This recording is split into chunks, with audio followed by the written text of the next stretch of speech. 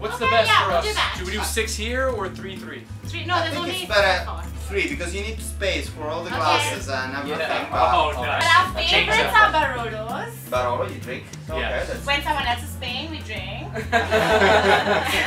My issue is also to give you things that are, has got a high quality, Yeah. but they're maybe not really well known, so so they do not cost the same price and of other ones that are known, and so it's not that important. So don't be scared about it. Okay. I think there's like I think there's a range. I mean, I think some people know a lot, and people like me don't know anything.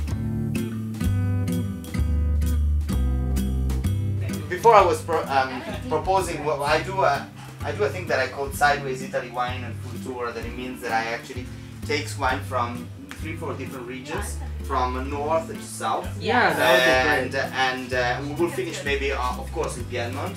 We will touch Tuscany, but from a different side maybe.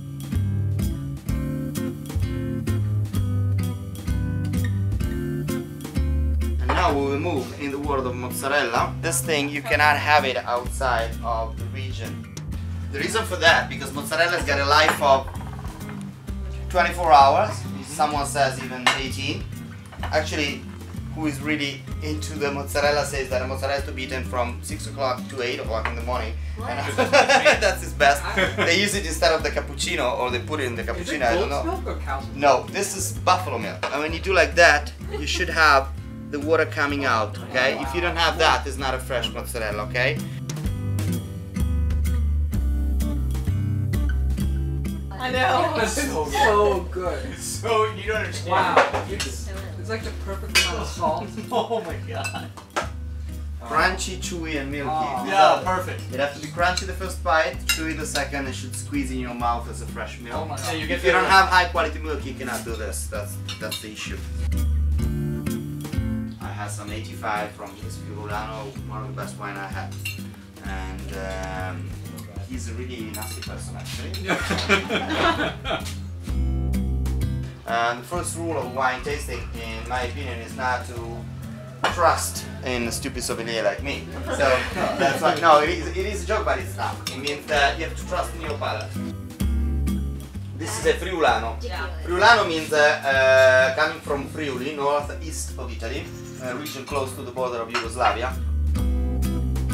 The grape is called the Tokai, but we cannot call it Tokai anymore from 2009 because the European Commission said that there was a trial between the Hungarian Tokai, that is a sweet wine, even if the Italian Tokai has got 1,000 years of tradition and the Hungarian Tokai has got 400 years of tradition, but we lost because we always lose. There was Berlusconi as a prime minister. That's why. Now, all the world has been conquered by the most stupid cow in the world. That is actually the Frisona, that comes from Holland. Is a beautiful cow to see, but it produces 45 liters of milk every day. It's a milk that is not really rich in fatness and in carotenoids, so you cannot make cheese that have this consistency. What is interesting in this Parmigiano is the balance between the sweet part and the salty part. I have a lot of horrible stories about Super Tuscans. I'm not going to tell it now, but anyway, but some of them, yes. So, Don't tell me. it means that, I mean, most of the things maybe you taste that you have in the United States, but not just in the United States, they have a sort of an invented tradition behind, okay? Something that was made for the market, made for the international market. This doesn't mean that these are bad wines, but it's like this doesn't mean that the Indian fast food is bad in New York. But it's nothing to do with the tradition. So all the different things of the wine, all the different aromas that the wine has. Why you want to do that? Because 95% of your palate is in your nose. And why you want to smell and spend all this time smelling a wine? First reason, because you are a stupid sommelier sometimes, so you like to show off and you do this thing and so on. No, because believe this is a matter sometimes, you know. I've been doing some wine tasting with some professional sommelier. They were spending hours and let's drink the fucking say idiot things like Afghan roses or Russian leather. Russia. We need to understand this complexity for one reason, because wine is the only fruit juice, fermented fruit juice, that has got a complexity. It can be, you can have pineapple, apricot, spicy all in one. In a pineapple fruit juice, you will taste pineapple. and that's it. In an apple fruit juice, with this apple. That's why we make wine with grapes, because grapes is incredible. The skin of the grape has got some specific molecular that they change all the time. And also wine is alive. 1 year, after 2 years, 3 years, it changes over time.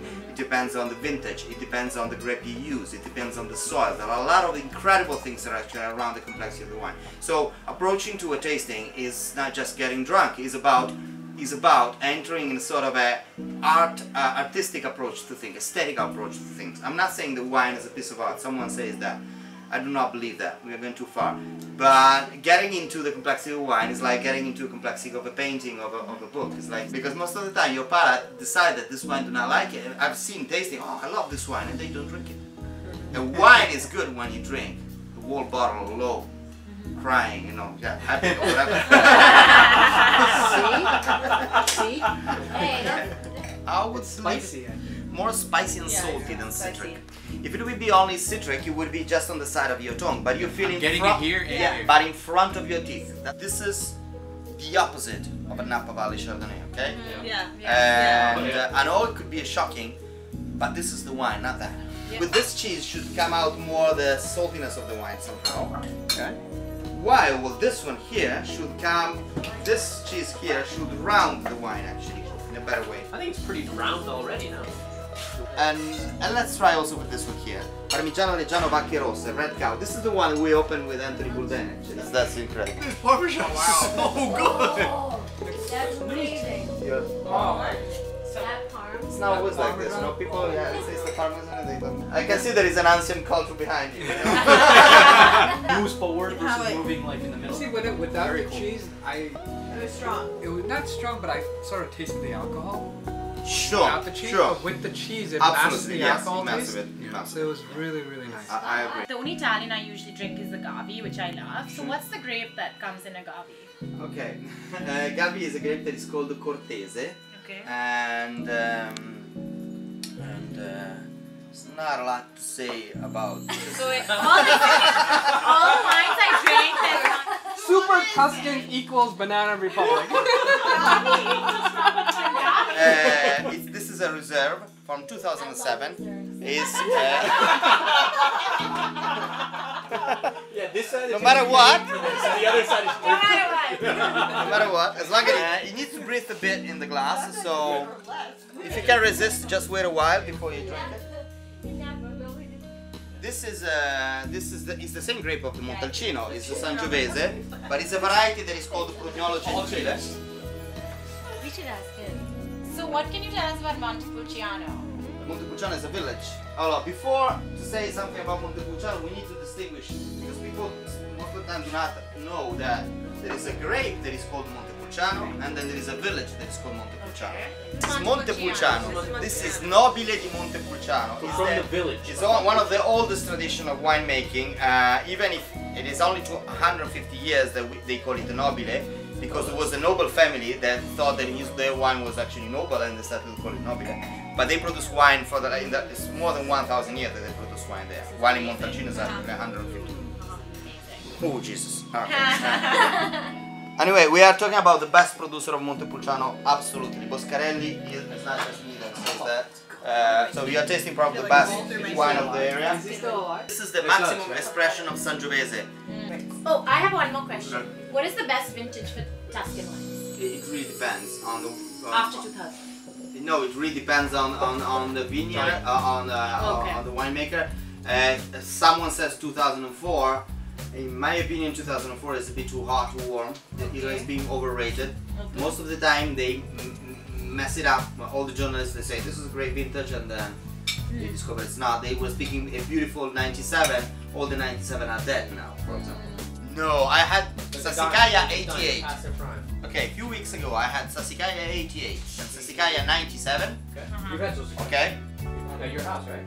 Yeah, Sassicaia 88 and Sassicaia 97. Sassicaia 88 was much better than 97. It was younger than 97. The 1998 So to understand a wine that is still a bit compressed, you know, on the nose, while on the mouth it explodes, but it's at the moment it's a bit raw somehow. You need to breathe a bit.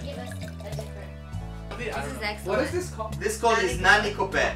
The guy is incredible. The guy is incredible. He knows every single plant. because he's got 2,000 plants. When I was there on the vineyards with him, and when he harvested, he decided just to have one piece there, one over there. This is like This is gonna be everywhere. It stays everywhere. So nice. One. I like it young because it's less tingly in the mouth. Yeah, that's right. Yeah. That's okay. We It's see you okay. over there, by the way.